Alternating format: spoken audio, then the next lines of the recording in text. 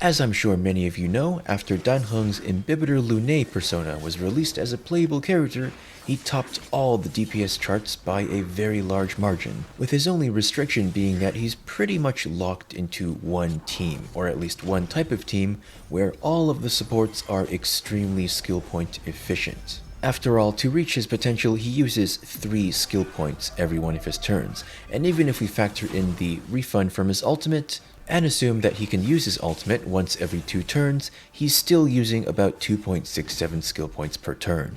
So pretty much all the other characters have to be normal attacking pretty much all the time. At least if you want Dan Heng to perform up to his potential, that is. And so far, no other 5-star DPS has been able to come even close to his damage. However, with the release of Jingliu, that's about to change. Kind of. Let me elaborate. So even though I don't think Jingliu by herself will be doing more damage than Imbibitor Lunae, she is also very skill point efficient. That allows the unique possibility of pairing her with another very skill point efficient DPS in Blade. As all of you Blade mains know, Blade uses his skill to enhance his normal attack, and that lasts for 4 normal attacks, including the one on the same turn that he uses his enhancement. That averages out to about 0.25 skill points per one of his turns. Jingliu, on the other hand, needs to use her skill 2 times to get into her enhanced state, which then grants her 2 free uses of an enhanced version of her skill. In other words, Jingliu will be using about 0.5 skill points per turn. And depending on how often she can use her ultimate, because her ultimate will allow her to use more enhanced skills for free, then she could use as little as 0.4 skill points per turn. So if you add those two together, then you're using about 0.65 to 0.75 skill points per turn. That's both Blade and Jingliu. We'll just average it out to 0.7 for the sake of this video. Compared to Imbibitor Lunae's roughly 2.67 skill points per turn, 0.75 gives you incredible flexibility in terms of what supports you use. In fact, if you have a Bronya as well as a relatively fast Luoca, then you'll be able to spam her skill and repeatedly give either Blade or Jingliu extra turns, depending on whether you need Wind or Ice damage. And of course, if you choose to use a more skill point efficient support instead of Bronya, then you don't even need Luoca. You can pretty much stick any healer plus support. For example, you could have Lynx there to help draw aggro to Blade, help him get hit more, and then also have Pela there to shred defense as well as boost Jingliu's ice damage.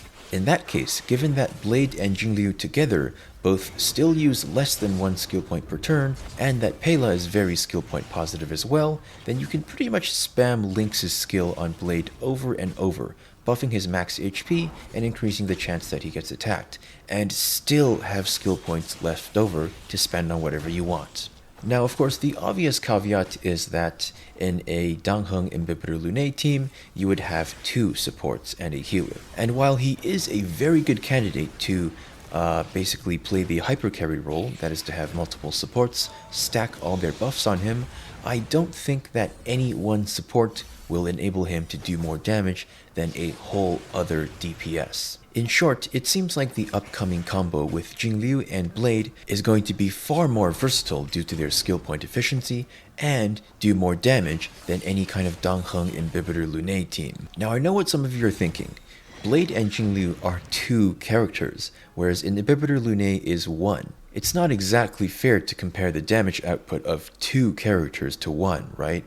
To that I would say, I'm actually not comparing the damage output of 2 characters to 1.